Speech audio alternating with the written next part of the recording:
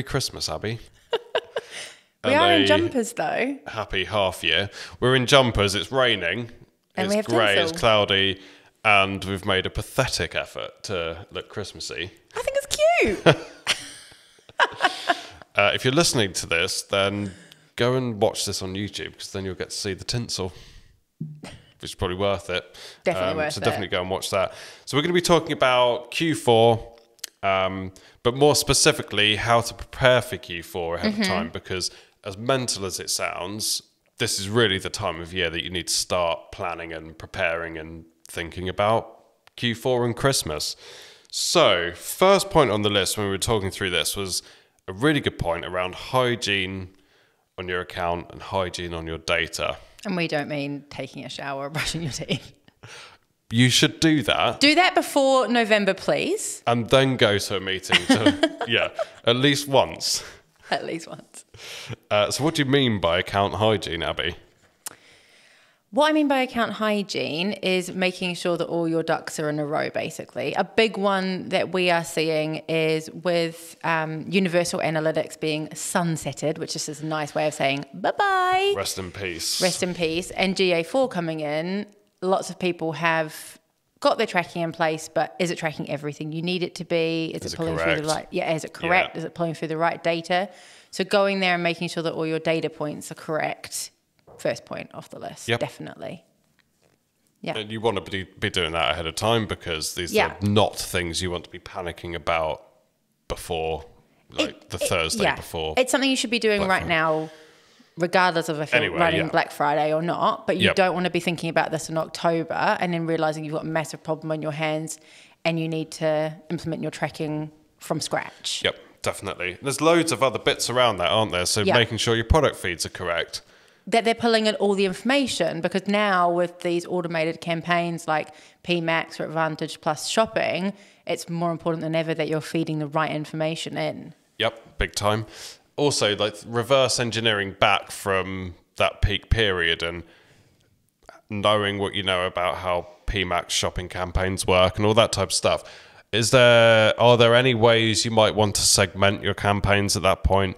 Might you want to build out specific ad sets in meta ads, that type of stuff, which means you're going to need certain labels or properties within the field to be able to do that. So thinking ahead of time means you can prepare that, and you're not going, oh, okay, let's quickly get this segment live, and then, oh no, we haven't got the data to be able to do it on. Yeah. It's still wild to me, 4 years into working at Overdrive, how many people leave it till last minute for Black Friday. It's like everybody has summer holidays from like June to like September, and then it's like full panic mode. And it's like, just give yourself a break and prepare now.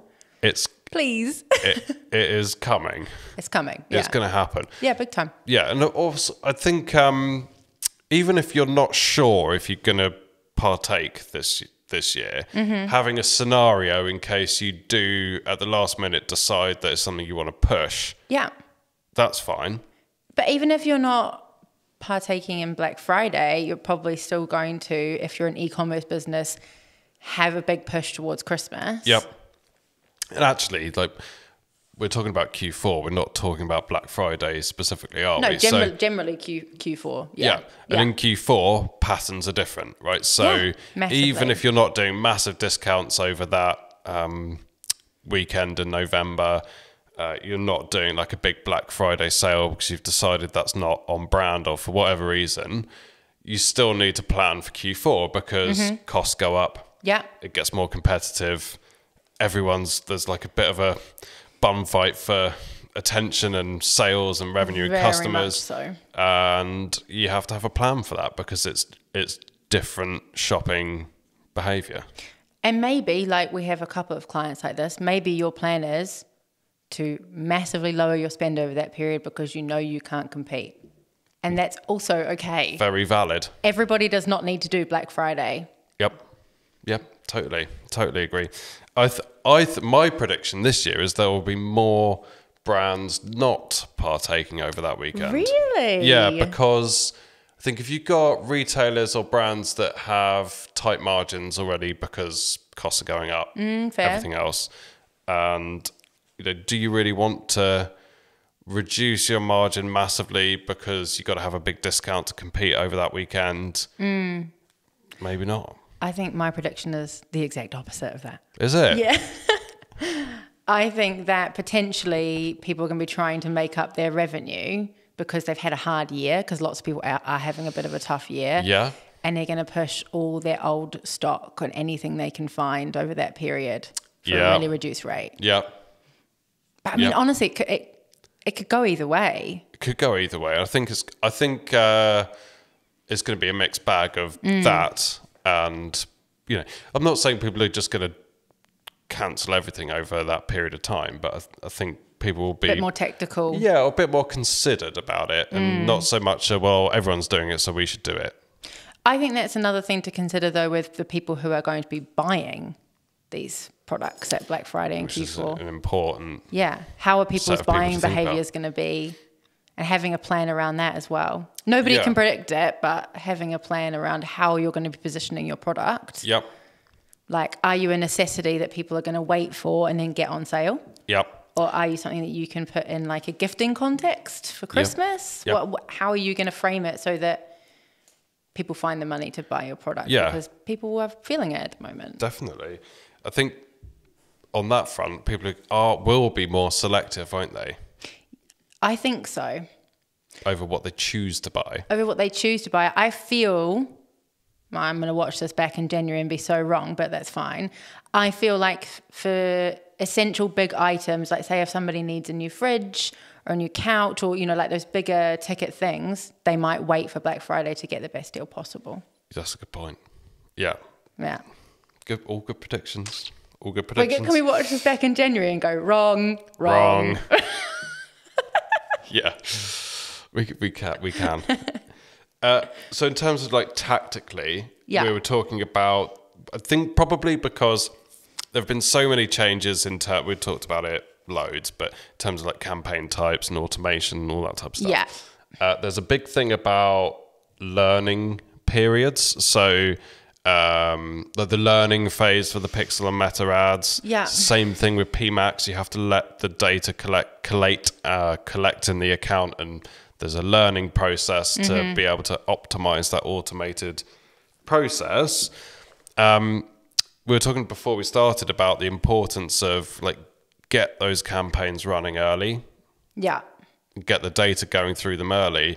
It's just such an important part of the prep for this year. It's like a very specific thing, isn't it? But yeah.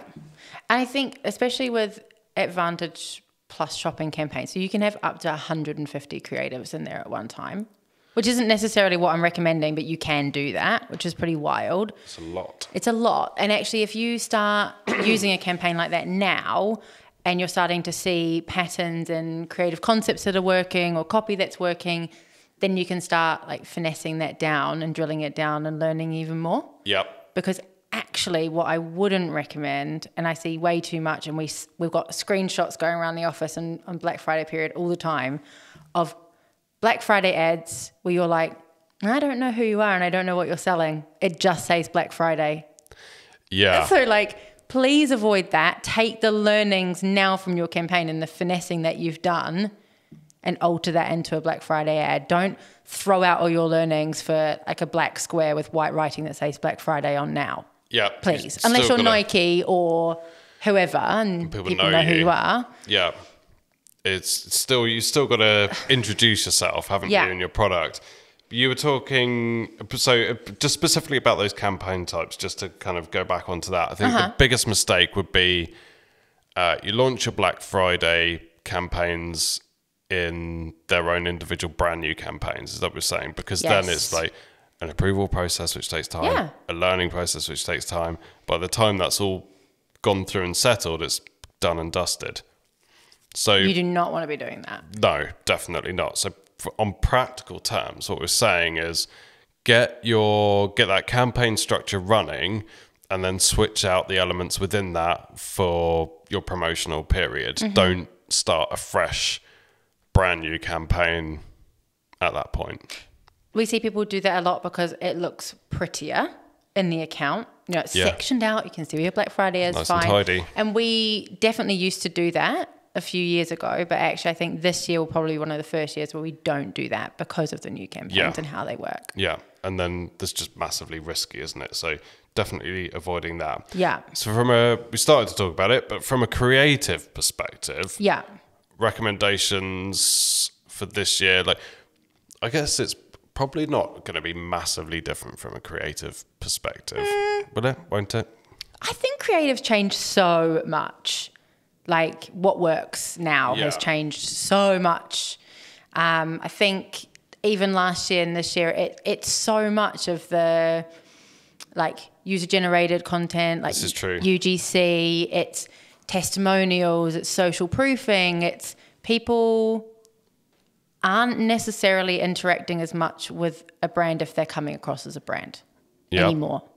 That's true. Yeah. Have you seen American Eagle's threads, by the way? No. I want to send it to you. Okay.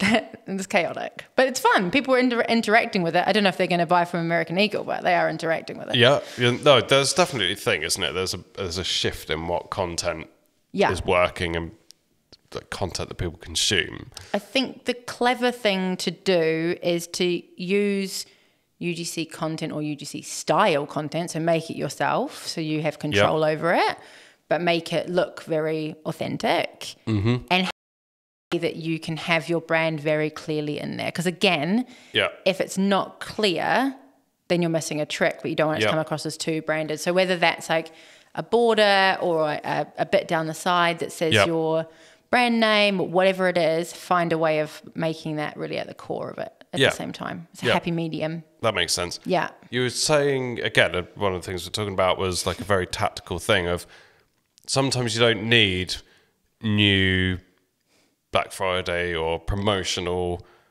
creative. Sometimes you can run your winning creative, but with fresh titles, fresh headlines, fresh copy. Yeah.